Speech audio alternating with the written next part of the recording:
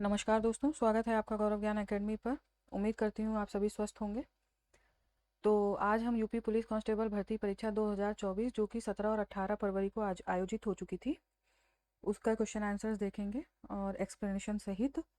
ये जो question answers हैं, इसे आपको अगले नेक्स्ट एग्जाम में ये भी पता चलेगा कि किस तरह से क्वेश्चंस पूछे जाते हैं और उनका स्टैंडर्ड क्या रहता है। और चूंकि एग्ज़ाम कैंसिल हो चुका है तो यहाँ से ज़रूर क्वेश्चन आने की उम्मीद है। हो सकता है सीधे सीधे क्वेश्चंस भी रख लिए जाएं, या फिर मैं आपको ये भी बताऊंगी कि किस तरीके से इनको पढ़ना है, ताकि आपको कम से कम 8 से 10 क्वेश्चन के फ़ायदा मिल जाए। ठीक है, तो इस तरीके से हमको पढ़ाई करनी है कि केवल ये नहीं कि केवल अगर प्रयाग प्रशस्ति ये क्वेश्चन पढ़ा तो इसका आंसर होगा हरिशेन, तो बस ये ऐसा नहीं। हमें इसमें से कई सारे फैक्ट्स निकालने हैं ताकि वो आपके एग्जाम के लिए तो चलिए प्रारंभ करते हैं। पहला क्वेश्चन है, प्रयाग प्रशस्ति की रचना निम्नलिखित में से किसके द्वारा संस्कृत में की गई थी? इसका ऑप्शन है बाणभट्ट, बी ऑप्शन है हरिशेन, सी ऑप्शन है भवभूति, डी ऑप्शन है बौधायन। तो इसका सही आंसर है हरिशेन। प्रयाग प्रशस्ति की रचना गुप्त शासक समुद्रगुप्त के दरबारी कवि हरिशेन ने किया था। अब देखिए, इसकी रचना किसके समय हुई थी? तो गुप्त शासक समुद्रगुप्त के समय, जिसे 370 ईस्वी में कौशाम्बी से लाए गए अशोक स्तंभ पर उत्कीर्ण करवाया गया था। इसे चंपू काव्य शैली में लिखा गया है। प्रयाग स्तंभ से समुद्रगुप्त के अतिरिक्त अशोक तथा मुगल शासक जहांगीर के अभिलेख भी प्राप्त हुए हैं। तो देखिए, जिसको मैं अंडरलाइन कर रही हूँ, ये की पॉइंट है इस एक्सप्लेनेशन का। तो ये फैक्ट हमें याद रहने चाहिए। तो इस पे आप ध्यान दीजिएगा कि अंडरलाइन किस किस फैक्ट के नीचे हो रही है, तो ये चीज़ आपको ध्यान रखना है। नेक्स्ट, बैलाडीला की पहाड़ियाँ बैल के कुबड़ की तरह दिखती हैं। पहाड़ियों की यह श्रृंखला भारत के निम्नलिखित में से किस राज्य में स्थित है? आपके ऑप्शन है तमिलनाडु, बी छत्तीसगढ़, सी केरल, डी कर्नाटक। तो सही आंसर है छत्तीसगढ़। बैलाडीला बैल के कुबड़ की जैसी पहाड़ियाँ छत्तीसगढ़ में स्थित है। ये पहाड़ियाँ उच्च कोटि के हेमेटाइट लौह अयस्क के खनन के लिए प्रसिद्ध है।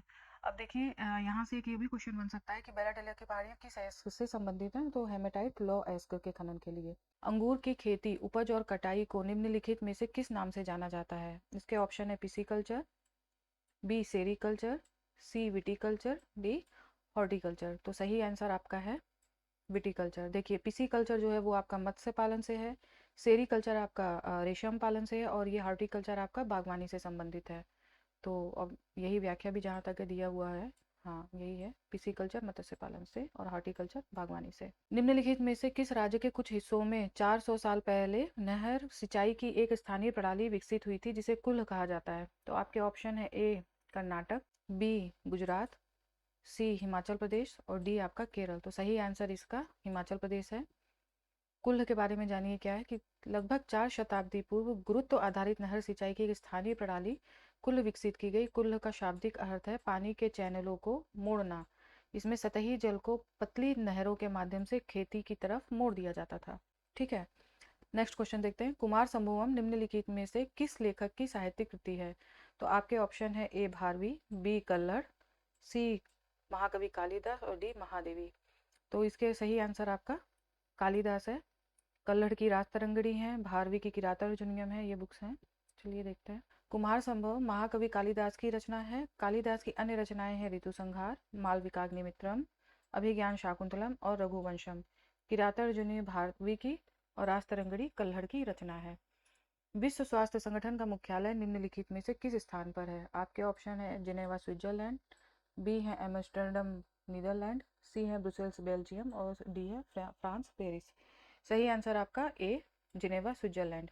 तो डब्ल्यूएचओ का मुख्यालय जिनेवा स्विट्जरलैंड में स्थित है। इसके अतिरिक्त अंतर्राष्ट्रीय श्रम संगठन, वर्ल्ड ट्रेड ऑर्गेनाइजेशन तथा विश्व मौसम विज्ञान संगठन का मुख्यालय भी जिनेवा में स्थित है। तो ये 4 चीज़ें जिनेवा में है। एक तो डब्ल्यूएचओ, फिर आईएलओ, डब्ल्यूटीओ और डब्ल्यूएमओ। इस तरीके से याद रखिए, जिनेवा में स्थित है।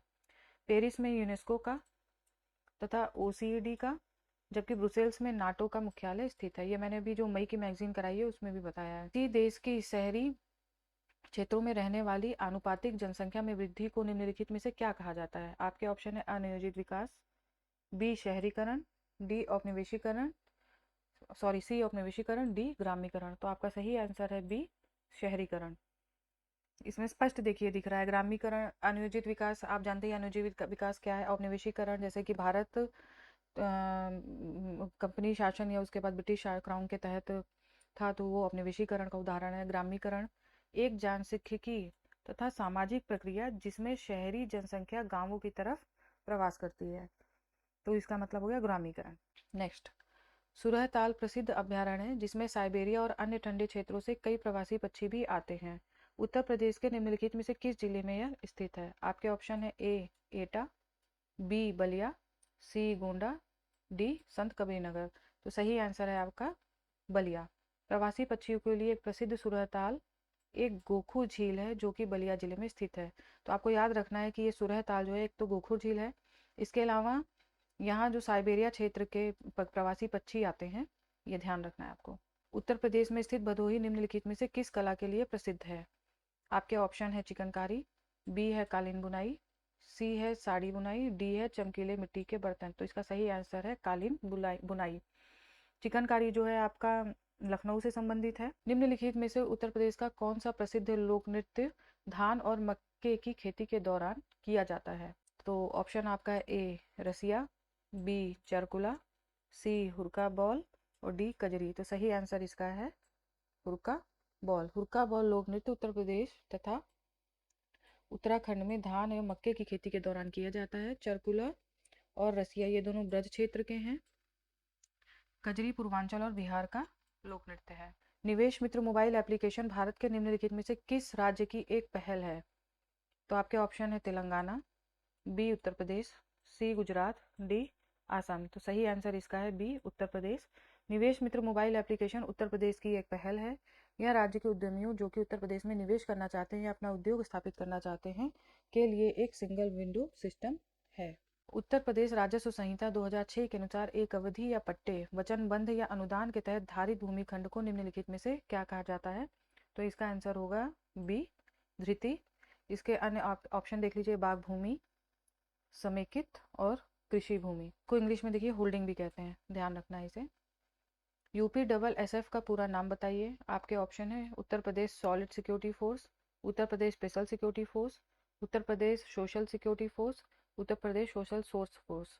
तो इसका आंसर है B Uttar Pradesh special security force. इसका गठन सितंबर 2020 में किया गया था, ये याद रखिए। निम्नलिखित में कौन सा वाक्य GST के लिए सही नहीं है? तो देखिए, अगर ये स्टेटमेंट वाले तो क्वेश्चन जो आते हैं वो, और कौन सा सही है कौन सा सही नहीं है, तो ये बहुत ध्यान से एग्जामिनेशन हॉल में पढ़ने की ज़रूरत होती है। जैसे कई बार क्या होता है, हम नहीं पे ध्यान ही नहीं देते और हम क्वेश्चन गलत करके आ जाते हैं, जबकि वो हमें अच्छे से आता होता है, लेकिन चूंकि हमने क्वेश्चन ढंग से नहीं पढ़ा इसलिए हम क्या पूछा है वही नहीं देख पाता। तो जब भी आप क्वेश्चन वहाँ पे रीड करें तो जरूर नहीं करनी चाहिए, अंडरलाइन कर दीजिए। तो इससे आपका ध्यान रहेगा अच्छा इसमें कौन सा चीज़ें नहीं हैं जो GST में होती हैं। तो इस तरीके से, और जैसे 4 ऑप्शन में किस तरीके से ऑप्शन आप हटाएंगे, तो इसका ये तरीका है, पहले आपने चारों ऑप्शंस पढ़ लिए, फिर आपको जो एकदम 100% श्योर है उसको हटा दीजिए। जैसे मान लीजिए ये 100% GST एकल प्रशासन के तहत पूरे देश में एक सामान्य कानून और प्रक्रिया है, मान लीजिए आपको श्योर है, तो इसको आप कर दीजिए कि हाँ ये आंसर नहीं है। फिर GST एक गंतव्य आधारित कर है, फिर आपको ये भी पता है कि हाँ ये GST के अंतर्गत आता है, तो चूंकि नहीं पूछा है तो ये बात सही है, तो यानी ये भी हमारा आंसर नहीं होगा। अब मान लीजिए आपको दो में कंफ्यूजन है, तो थोड़ा सा आप विचार कर लीजिए और फिर आप सही की तरफ चले जाएंगे कि GST में ये चीज़ नहीं होती है और ये इसका आंसर ये होगा। ठीक है, तो GST इनपुट टैक्स क्रेडिट या मूल्य के घटाव के लाभ के साथ हर एक दर पर वस्तुओं और सेवाओं दोनों पर एक व्यापक उगाही एवं वसूली है। तो ये चीज़ ध्यान देना है, यानी कि ये GST में नहीं आता है। वस्तुओं और सेवाओं पर कई प्रकार के कर लगाए जाते हैं। ये GST एकल प्रशासन के तहत पूरे देश में एक सामान्य कानून और प्रक्रिया है। यह एक गंतव्य आधारित कर है जिसमें वस्तुओं और सेवाओं पर कई प्रकार के कर लगाए जाते हैं। GST में इनपुट टैक्स क्रेडिट या मूल घटाव का लाभ मिलता है, परंतु वस्तुओं और सेवाओं पर अलग अलग दरों में उगाही और वसूली की जाती है। यहाँ पे ये किया है कि दो वस्तुओं से दोनों पर एक व्यापक उगाही और वसूल, जबकि अलग अलग स्लैब में की जाती है। देखते हैं निम्नलिखित में से कौन सा बंदरगाह कच्छ गुजरात में स्थित है। तो ऑप्शन है आपका जवाहरलाल नेहरू बंदरगाह, मारमागाओ बंदरगाह, पारादीप बंदरगाह और डी ऑप्शन है कांडला बंदरगाह, जिसका अब नाम दीनदयाल बंदरगाह भी कर दिया गया है। तो इसका सही आंसर आपका कांडला बंदरगाह है जो कि गुजरात में है। जवाहरलाल नेहरू आपका मुंबई में है, मार्मुगांव आपका गोवा में है और पारादीप आपका उड़ीसा में है। नेक्स्ट, हाल ही में भारतीय नौसेना का fast attack craft INS Kabra निम्नलिखित में से किस स्थान पर पहुंचा है? आपके ऑप्शन है जेबेल अली का बंदरगाह UAE, मातरबारी बंदरगाह बांग्लादेश, माले मालदीव और ऑप्शन डी है कोलंबो श्रीलंका। इसका सही आंसर है कोलंबो श्रीलंका। तो भारतीय नौसेना का fast attack craft INS Kabra जनवरी 2024 में श्रीलंका की नौसेना एवं वायुसेना के लिए जरूरी सामग्री लेकर कोलंबो पहुंचा। अब देखिए, जैसे ये क्वेश्चन है, आपको इसको केवल ये क्वेश्चन ही नहीं देख लेना है कि हाँ इसका आंसर कोलंबो श्रीलंका, नहीं। अब आपको इसमें ये भी याद करना है कि जेबेल अली का बंदरगाह कहाँ पर है, तो ये UAE में है। और मातरबारी का बंदरगाह कहाँ पर है, तो ये बांग्लादेश में है। माले आपको पता ही होगा, मालदीव, और कोलंबो श्रीलंका ये पता ही होगा। तो आपको बंदरगाह यहाँ पे याद कर लेना है कि ये बंदरगाह किस देश का है और ये वाला बंदरगाह किस देश का है। तो इस तरीके से आप अच्छी तैयारी करेंगे और आपको जरूर एक दो क्वेश्चन इस तरीके से याद करने पे प्लस आप चले जाते हैं।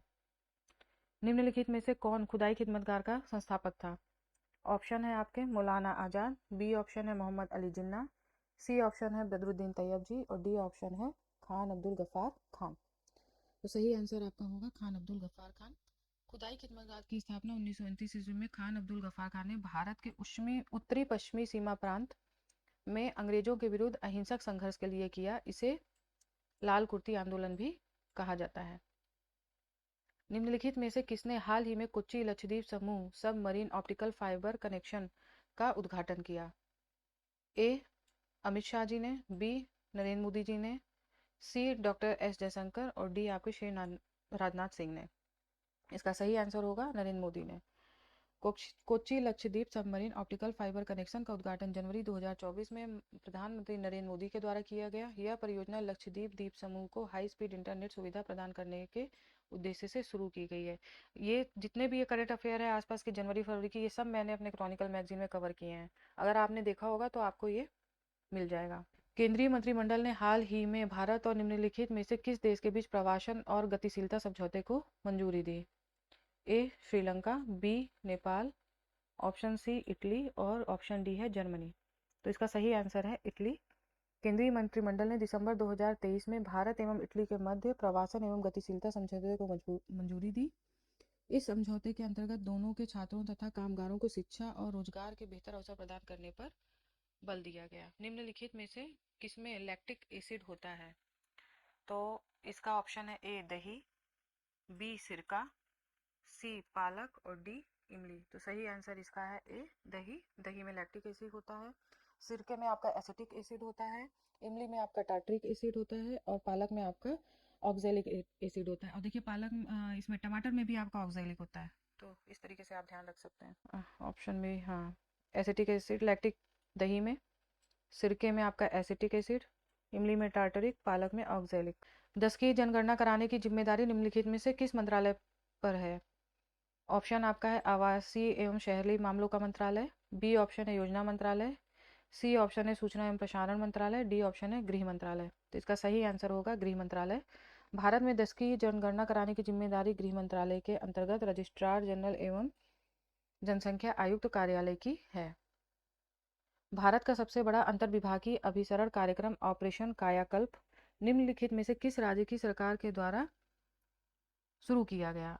आपके ऑप्शंस हैं इसमें हिमाचल प्रदेश, उत्तर प्रदेश, सी गुजरात, डी महाराष्ट्र। तो ऑपरेशन कायाकल्प उत्तर प्रदेश सरकार की एक पहल है जिसके अंतर्गत राज्य द्वारा संचालित स्कूल शिक्षा की गुणवत्ता में सुधार के लिए लगभग 30,000 प्राथमिक एवं माध्यमिक विद्यालयों को स्मार्ट स्कूल में बदला जाएगा। नेक्स्ट, भारत में राष्ट्रव्यापी GST का विचार सबसे पहले निम्नलिखित में से किसके द्वारा प्रस्तावित किया गया था? आपके ऑप्शन है Kelkar task force, B C Rangarajan समिति, सी बेसल समिति और डी रेखी समिति। तो इसका सही आंसर होगा ए केलकर टास्क फोर्स।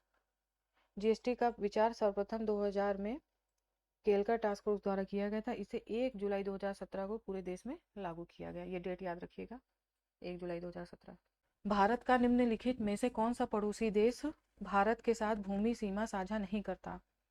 तो ऑप्शन है आपके ए म्यांमार, बी नेपाल, सी भूटान और डी मालदीव। तो सही आंसर आपका मालदीव है। मालदीव भारत के साथ समुद्री सीमा साझा करता है। नेपाल और भूटान उत्तर में तथा म्यांमार पूर्व में भारत के साथ भूमि सीमा साझा करता है। संयुक्त राज्य अमेरिका में स्थित ग्रैंड कैनियन निम्नलिखित में से किस नदी द्वारा निर्मित किया गया है? तो ऑप्शन है ए आपका हडसन, बी कोलोराडो, सी कोलंबिया और डी यूकोन। तो इसका सही आंसर आपका है कोलोराडो। संयुक्त राज्य अमेरिका के एरिज़ोना प्रांत में स्थित ग्रैंड कैनियन कोलोराडो नदी द्वारा निर्मित अपरदनात्मक भू आकृति है। ये याद रखिएगा, ये अपरदनात्मक है। कैनियन नदी द्वारा बनाए गए गहरे गार्ज होते हैं। उन गीतों के नाम बताइए जो राधा और कृष्ण के दिव्य प्रेम का गुणगान करते हैं और विशेष रूप से ब्रज में लोकप्रिय हैं। तो इसका सही आंसर आप अभी देखते हैं। ऑप्शन देखते हैं पहले। ख्याल, बी ऑप्शन आपका चरकुला, सी ऑप्शन आपका कजरी और डी ऑप्शन आपका रसिया। और सही आंसर भी आपका रसिया है। रसिया ब्रज क्षेत्र का लोकप्रिय लोकगीत है जिसमें राधा और कृष्ण के दिव्य प्रेम का गुणगान किया जाता है, जबकि जो ख्याल है वो अवध क्षेत्र में विकसित हिंदुस्तानी संगीत की विद्या है। चरकुला ब्रज क्षेत्र का, कजरी पूर्वी उत्तर प्रदेश का लोकप्रिय लोकगीत है।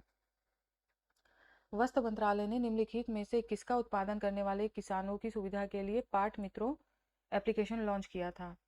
ऑप्शन आपका है जूट या पटसन, बी कपास, सी रेशम, डी ऊन। इसका सही आंसर है जूट।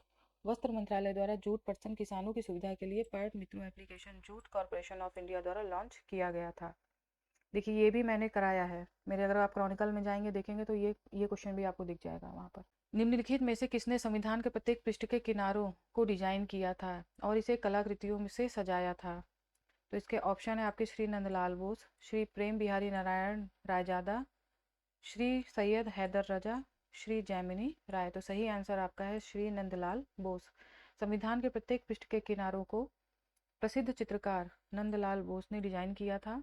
संविधान के विषय वस्तु का हस्तलेखन कैलीग्राफी श्री प्रेम बिहारी नारायण रायजादा जी ने किया था। हाल ही में विश्व के निम्नलिखित में से किस देश में तमिल कवि और दार्शनिक थिरुवल्लुवर की प्रतिमा का अनावरण किया गया? ऑप्शन आपका है A France, B Brazil, C Hungary और डी स्विट्जरलैंड। हाल ही में फ्रांस के सेरगी शहर में संगम साहित्य के प्रसिद्ध तमिल कवि दार्शनिक थिरुवल्लुवर की 133 फीट ऊंची प्रतिमा का अनावरण किया गया। थिरुवल्लुवर ने तमिल साहित्य का बाइबल कहे जाने वाले तिरुक्करल की रचना की थी। देखिए ये क्वेश्चन भी मैंने कराया है। आप मेरे अगर किसी भी मुझे किस मंथ की क्रॉनिकल है ये नहीं याद है, लेकिन ये मैंने कराया है। ये प्रभावती गुप्त साम्राज्य के निम्नलिखित में से किस शासक की बेटी थी? आपके ऑप्शन है कुमारगुप्त, बी समुद्रगुप्त, सी चंद्रगुप्त द्वितीय और डी स्कंदगुप्त। सही आंसर इनके चंद्रगुप्त द्वितीय है। पूना ताम्रपत्र अभिलेख, ये अभिलेख का नाम याद रखिए क्योंकि जानकारी यहीं से मिलती है, के अनुसार प्रभावती गुप्त शासक चंद्रगुप्त द्वितीय विक्रमादित्य की पुत्री थी जिनका विवाह वाकाटक शासक रुद्रसेन के साथ हुआ था। ऐसी अर्थव्यवस्था जिसमें निजी क्षेत्र और सरकार दोनों हो निम्नलिखित में से क्या कहलाती है? आउटक्रॉस्ड अर्थव्यवस्था, हाइब्रिड अर्थव्यवस्था, मर्ज्ड अर्थव्यवस्था, डी मिश्रित अर्थव्यवस्था।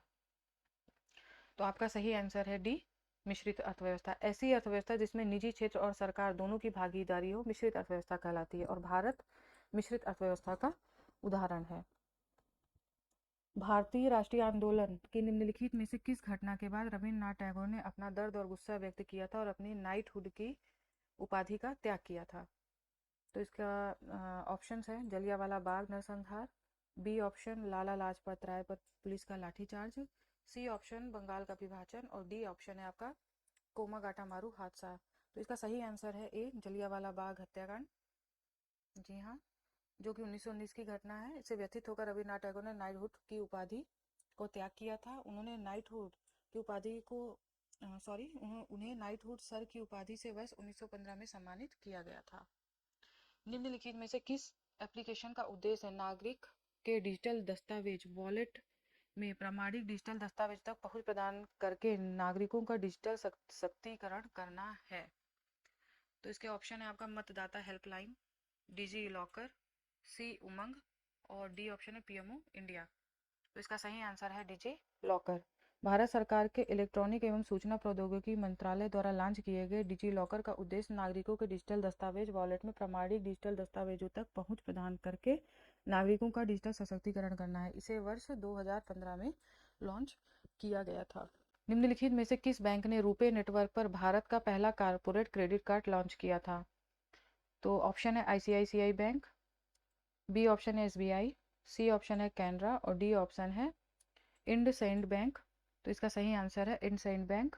इस बैंक ने रुपे नेटवर्क पर भारत का पहला कॉर्पोरेट क्रेडिट इंडसइंड बैंक स्वर्ण लॉन्च किया गया था।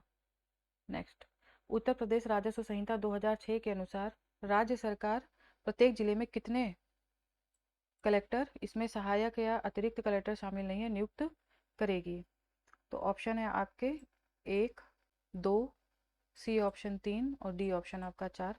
तो उत्तर प्रदेश राजस्व संहिता 2006 के अनुसार राज्य सरकार प्रत्येक जिले में एक कलेक्टर की नियुक्ति करेगी।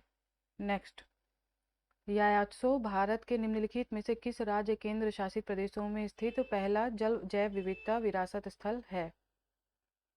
आपका ऑप्शन है ए हिमाचल प्रदेश, बी लद्दाख, सी उत्तराखंड, डी जम्मू कश्मीर। तो आपका सही आंसर होगा बी लद्दाख। लद्दाख स्थित यात्सो झील को जनवरी 2023 में राज्य का पहला जैव विविधता विरासत स्थल घोषित किया गया था। इसे पक्षियों का स्वर्ग भी कहा जाता है।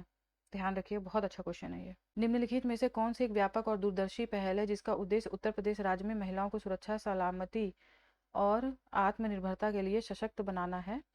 तो इसके ऑप्शन है ए मिशन शक्ति, बी ऑप्शन है मिशन वनिता, सी ऑप्शन है मिशन सुनीता और डी ऑप्शन है मिशन वामिनी।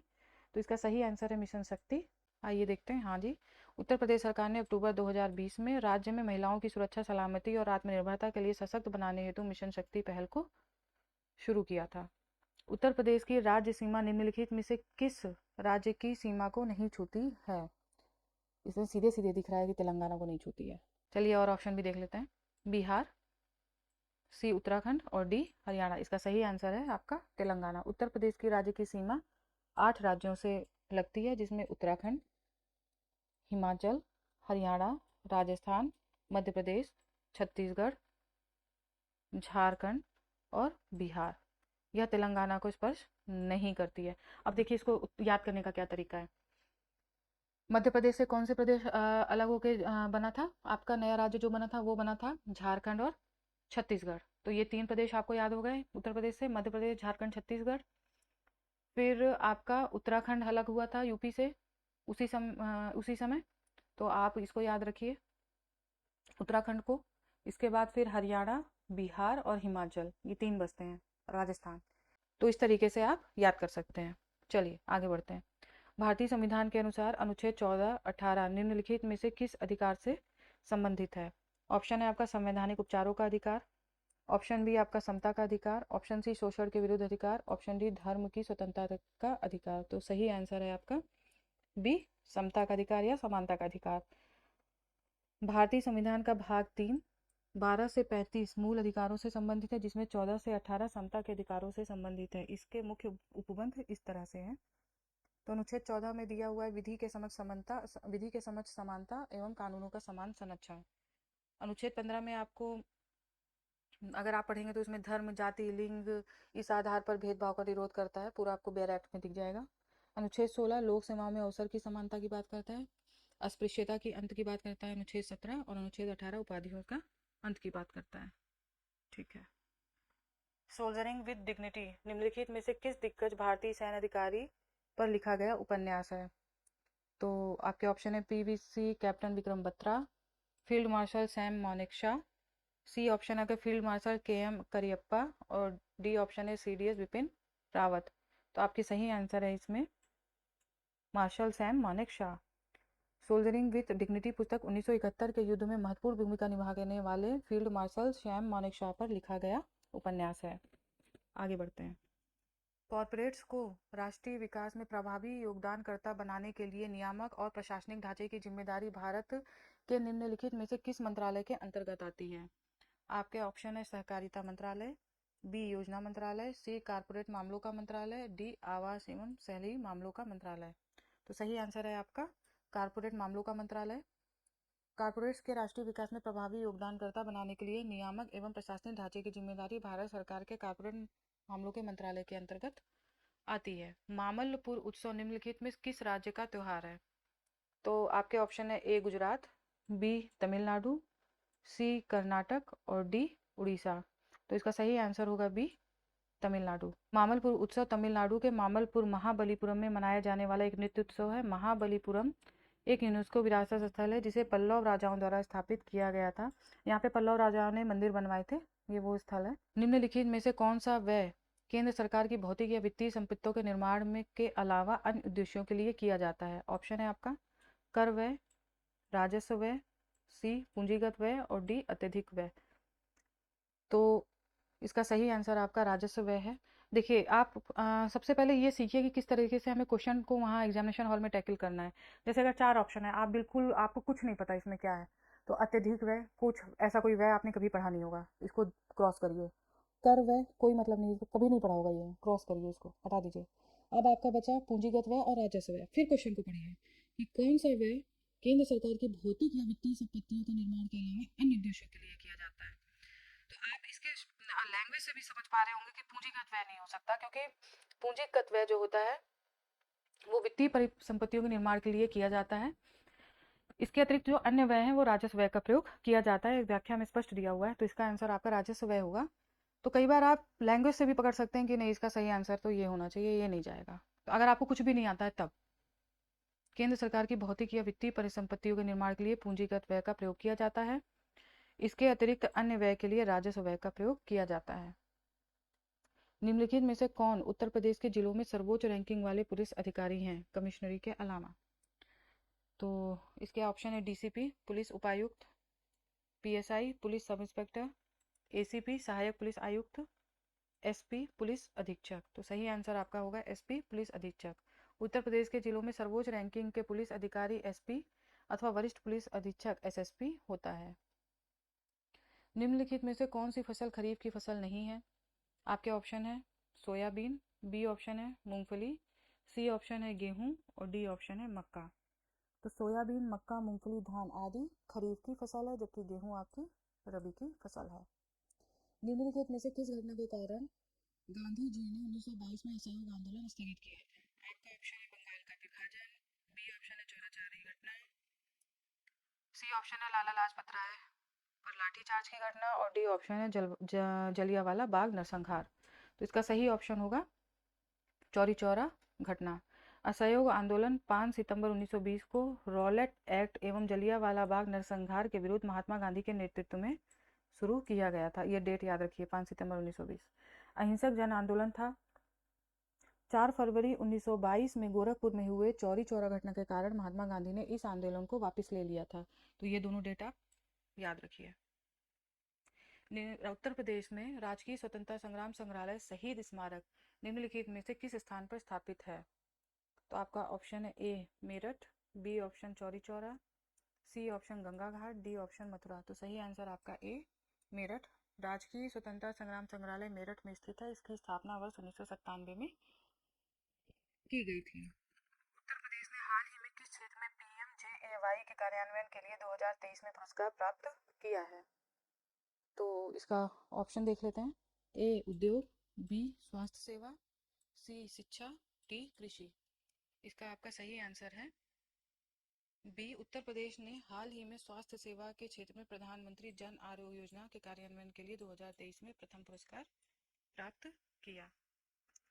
निम्नलिखित में से किस विशेष बल को विमान और हवाई अड्डों पर अपहरण और इसी तरह की सुरक्षा स्थितियों का जवाब देने के लिए विशिष्ट दक्ष बल के रूप में नियुक्त किया गया है? तो इसके ऑप्शन है एनआईए, बी आरपीएफ, सी सीबीआई और डी एनएसजी। विमान और हवाई अड्डों पर अपहरण एवं इस तरह की सुरक्षा स्थितियों की जवाब देने के लिए एनएसजी यानी राष्ट्रीय सुरक्षा गार्ड को विशिष्ट दल बल के रूप में नियुक्त किया गया है। राजस्व परिषद उत्तर प्रदेश की स्थापना निम्नलिखित में से किस जिले में की गई थी? ऑप्शन आपका है इलाहाबाद या प्रयागराज। तो ऑप्शन आपका है इलाहाबाद, बी है आपका वाराणसी, सी मेरठ, डी लखीमपुर खीरी। सही आंसर है आपका इलाहाबाद या प्रयागराज। राजस्व परिषद उत्तर प्रदेश की स्थापना वर्ष 1831 में इलाहाबाद प्रयागराज में की गई थी। इसका मुख्य उद्देश्य राजस्व संग्रह तथा राजस्व कर्मियों पर नियंत्रण रखना था।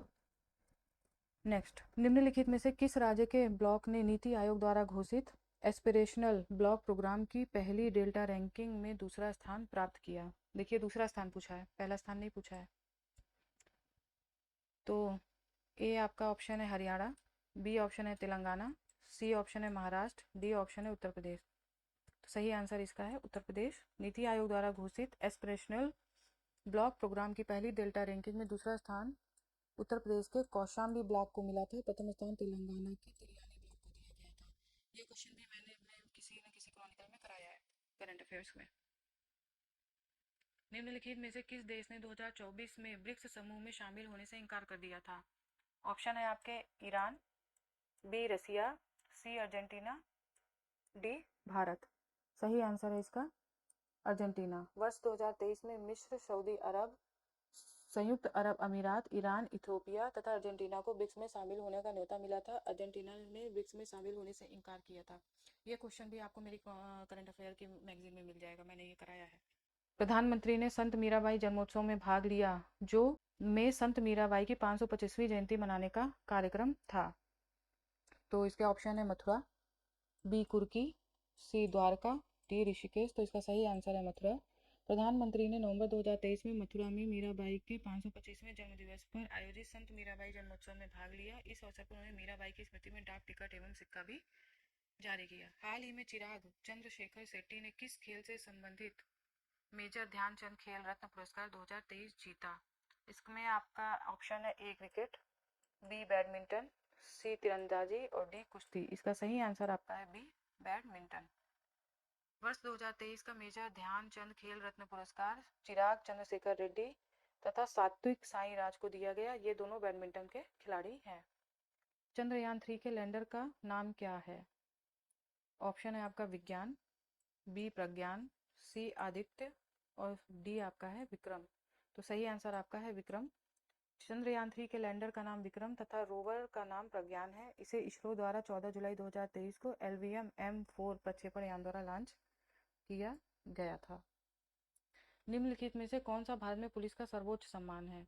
आपके ऑप्शन है राष्ट्रपति पुलिस वीरता पुरस्कार, बी है महावीर चक्र, सी है पद्मश्री, डी है परमवीर चक्र। तो ऑप्शन आपका है राष्ट्रपति पुलिस वीरता पुरस्कार। भारत में पुलिस का सर्वोच्च सम्मान राष्ट्रपति पुलिस वीरता पुरस्कार है। भारत के संविधान के अनुच्छेद 64 और 89(1) के तहत निम्नलिखित में से कौन राज्यसभा का पदेन सभापति होता है? तो इसमें आपके ऑप्शन है प्रधानमंत्री, बी उपराष्ट्रपति, सी लोकसभा का अध्यक्ष और डी है राष्ट्रपति। तो सही आंसर होगा आपका उपराष्ट्रपति। भारत के संविधान के अनुच्छेद 64 और 89(1) के तहत उपराष्ट्रपति राज्यसभा का पदेन सभापति होता है। नेक्स्ट, निम्नलिखित में से कौन सा दिन भारत में राष्ट्रीय युवा दिवस के रूप में मनाया जाता है? तो ऑप्शन है आपका 16 अगस्त, बी 12 जनवरी, सी 25 नवंबर और डी है आपका 31 दिसंबर।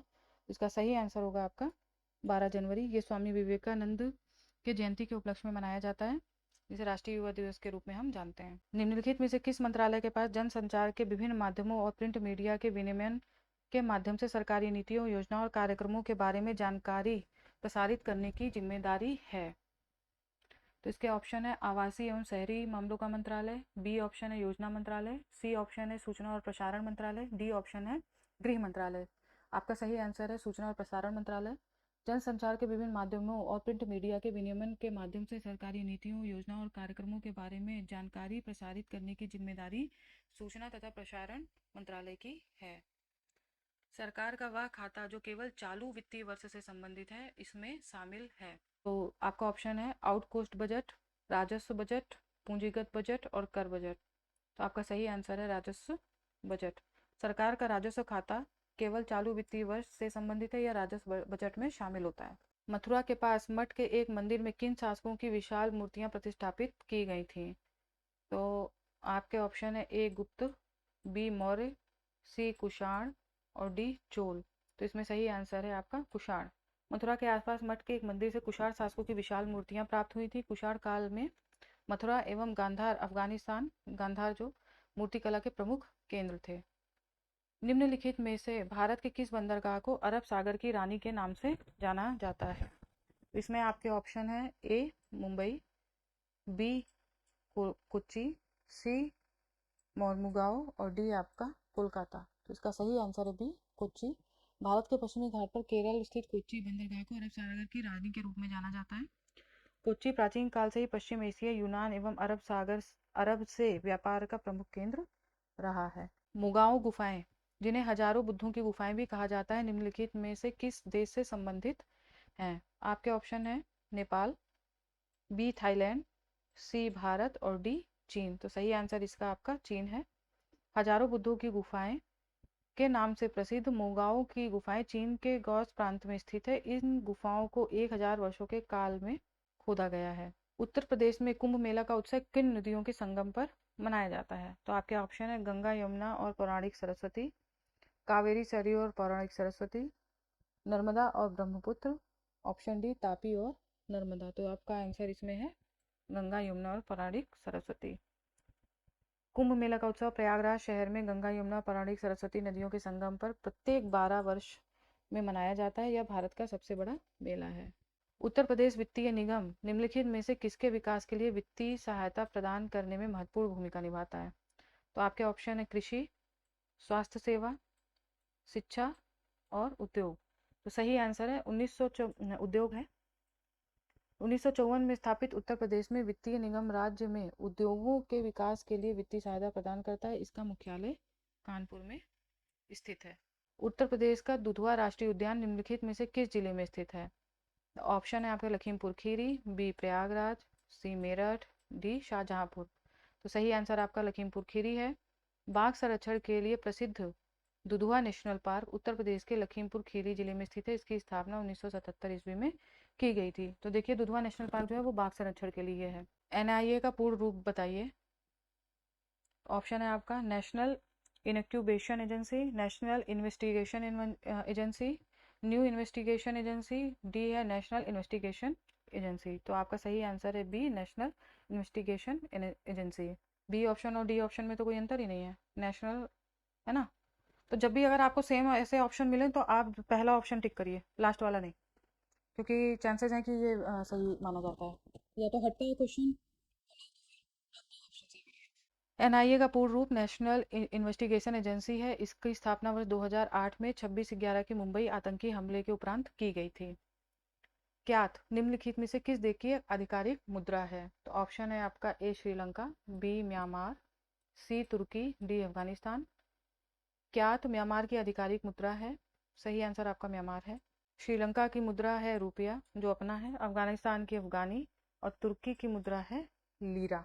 तो ये आप एक्सप्लेनेशन अच्छे से याद करिएगा। चलिए अब कुछ वन लाइनर हैं जिसको हम देख लेते हैं। श्वेत प्रकाश कितने रंगों से मिलकर बना होता है? तो ये है 7 रंग। ग्रेट बैरियर रीफ किस देश के तट पर स्थित है? इसका आंसर है ऑस्ट्रेलिया। ग्रेट बैरियर रीफ किस देश के तट पर स्थित है? Answer Australia. 1946 में भारत के संविधान का अध्यक्ष कौन था? तो डॉक्टर राजेंद्र प्रसाद। भारत के पूर्वी तट पर स्थित खारे पानी की सबसे बड़ी झील कौन सी है? चिल्का झील। किसके द्वारा निर्मित समुद्र के एक चैनल द्वारा श्रीलंका भारत से अलग होता है? पाक, जलडमरू, मध्य और मन्नार की खाड़ी। सोनपुर पशु मेला हर साल भारत के किस राज्य में आयोजित किया जाता है? तो बिहार। भारत में जनगणना संगठन के लिए सर्वोच्च पद कौन सा है? तो महारजिस्ट्रार एवं जनगणना आयुक्त। विश्व पुस्तक दिवस प्रतिवर्ष किस दिन मनाया जाता है? 23 अप्रैल को मनाया जाता है।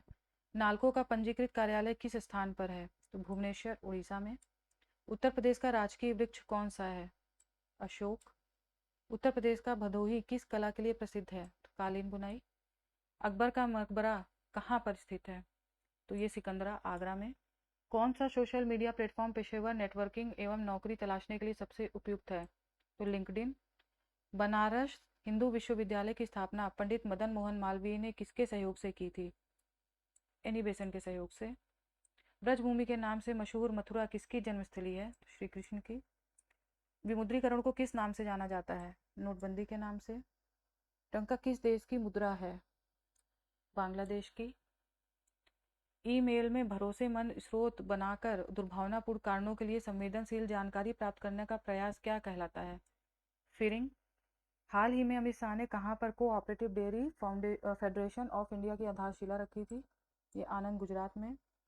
कौन सा पुरस्कार सहकारी और दुग्ध उत्पादक कंपनियों को आगे बढ़ाने एवं प्रतिस्पर्धी भावना को प्रेरित करने के लिए दिया जाता है? तो राष्ट्रीय गोपाल रत्न पुरस्कार। गोदान किसके द्वारा लिखा गया उपन्यास है?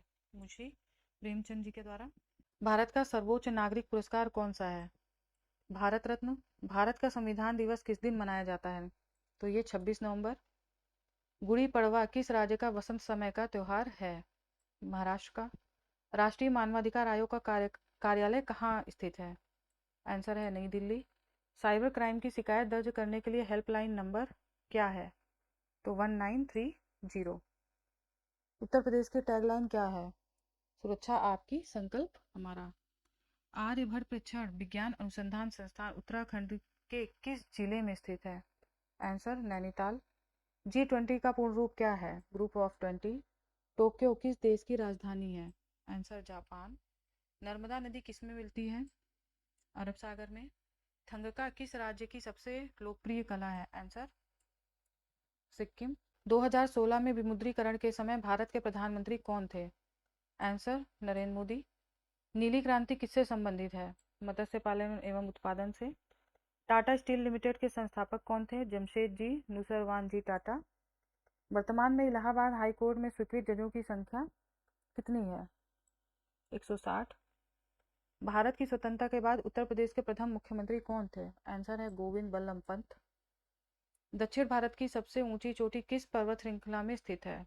आंसर अन्नामलाई। हाल ही में उत्तर प्रदेश के किस जिले में प्रथम पूर्ण बालिका सैनिक स्कूल का उद्घाटन किया गया था? मथुरा।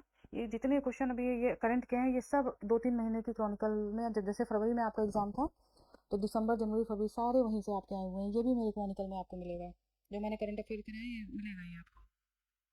कौन सा दिन अंतर्राष्ट्रीय श्रमिक दिवस के रूप में मनाया जाता है? आंसर है आपका 1 मई। भौतिक अनुसंधान प्रयोगशाला मुख्य परिसर कहाँ स्थित है? आपका आंसर है अहमदाबाद। उत्तर प्रदेश में वुमेन पावर लाइन के लिए संपर्क नंबर क्या है? तो 1090। प्राचीन जैन एवं बौद्ध ग्रंथों के अनुसार कितने महाजनपद थे? 16 महाजनपद। भारत का सबसे बड़ा कंटेनर बंदरगाह कौन सा है? तो आंसर है जवाहरलाल नेहरू बंदरगाह, जो कि आपका मुंबई में है। प्रसिद्ध यूनेस्को स्थल बोर्ड पोर्टो ऑफ मून किस देश से संबंधित है? आंसर आपका फ्रांस। जनगणना 2011 के अनुसार उत्तर प्रदेश राज्य का समग्र लिंगानुपात क्या है? 912। प्रत्येक वर्ष विश्व बाल श्रम निषेध दिवस किस तारीख को मनाया जाता है? ये आंसर है आपका 12 जून। नवंबर 2023 में भारत और किस पड़ोसी देश ने संयुक्त सैन्य अभ्यास सूर्य किरण में भाग लिया था? बहुत इंपॉर्टेंट है ये, देखिए आ चुका है, नेपाल। प्रधानमंत्री ने किस रेलवे स्टेशन से नई अमृत भारत ट्रेनों को हरी झंडी दिखाई? अयोध्या से। 2016 में की गई नोटबंदी में किस मूल्य की मुद्रा को चलन से बाहर किया गया था? आंसर है आपका 500 और 1000। उत्तर प्रदेश में साइबर अपराध मुख्यालय कहाँ पर है? आंसर लखनऊ। फिलीपींस की राजधानी क्या है? आंसर आपका मनीला। भारत में राष्ट्रीय एकता दिवस किस तारीख को मनाया जाता है? आंसर है आपका 31 अक्टूबर। ये वल्लभ भाई पटेल की जयंती के रूप में मनाया जाता है। किस प्रसिद्ध लेखक को उपन्यास सम्राट के नाम से जाना जाता है? आंसर मुंशी प्रेमचंद। देखिए 2 पाली के क्वेश्चन है, लेकिन कितना मिल रहा है? वहां पे पूछ लिया था कि उपन्यास पूछा था कि ये किसका उपन्यास है, तो मुंशी प्रेमचंद। और यहाँ पे उपन्यास सम्राट किसे कहा जाता है, तो मुंशी प्रेमचंद। तो इस तरीके से अगर आप अच्छे से याद करेंगे ना, तो आपको आराम से, मैं बता रही हूँ 100% गारंटी है, 7 से 8 क्वेश्चन आपको मिल जाएंगे अगर आप अच्छे से पेपर करके जाएंगे तो। और जो तरीका मैंने बताया अगर उस तरीके से करेंगे तब। भारत के सबसे बड़े सम्मेलन और प्रदर्शनी केंद्र IICC यशो भूमि का उद्घाटन कहाँ किया गया था? तो आंसर है आपका नई दिल्ली। सोशल मीडिया नेटवर्क जिसे फेसबुक इंक के नाम से जाना जाता है का नाम बदलकर क्या किया गया? आंसर है आपका मेटा। मामूली चीजों का देवता the God of small things निम्नलिखित में से किस प्रसिद्ध लेखक द्वारा लिखा गया उपन्यास है? तो आंसर आपका है अरुंधति राय। हम्पी नृत्य उत्सव किस राज्य का है? कर्नाटक। राष्ट्रीय विषाणु विज्ञान संस्थान किस स्थान पर स्थित है? पुणे में। भारत में बाल संरक्षण और कल्याण के लिए आपातकालीन टोल फ्री हेल्पलाइन नंबर क्या है? 1098। उत्तर प्रदेश का कौशाम्बी ब्लॉक ने नीति आयोग की ABP की पहली डेल्टा रैंकिंग में कौन सा स्थान प्राप्त किया था? देखिए द्वितीय। वर्ष 2016 में नोटबंदी के दौरान RBI के गवर्नर कौन थे? डॉक्टर उर्जित पटेल। देखिए अभी पीछे जो एक पेपर हुआ उसमें प्रधानमंत्री का नाम पूछा है और यहाँ पे गवर्नर का नाम। उत्तर प्रदेश में ऑनलाइन वित्तीय धोखाधड़ी रिपोर्ट करने हेतु व्यक्तियों के लिए साइबर क्राइम हेल्पलाइन नंबर पर शिकायत करने की समय सीमा क्या है? तो इसका आंसर है 24 घंटे। केंद्रीय और राज्य करों के जटिल जाल की जगह GST कानून किस वर्ष लागू किया गया था? तो आंसर है आपका 2017। 2006 में संयुक्त राष्ट्र मानवाधिकार आयोग का नाम बदलकर क्या कर दिया गया है? आंसर है आपका मानवाधिकार परिषद। इसराइल हमास संघर्ष में फंसे भारतीय नागरिकों को निकालने के लिए कौन सा ऑपरेशन चलाया गया?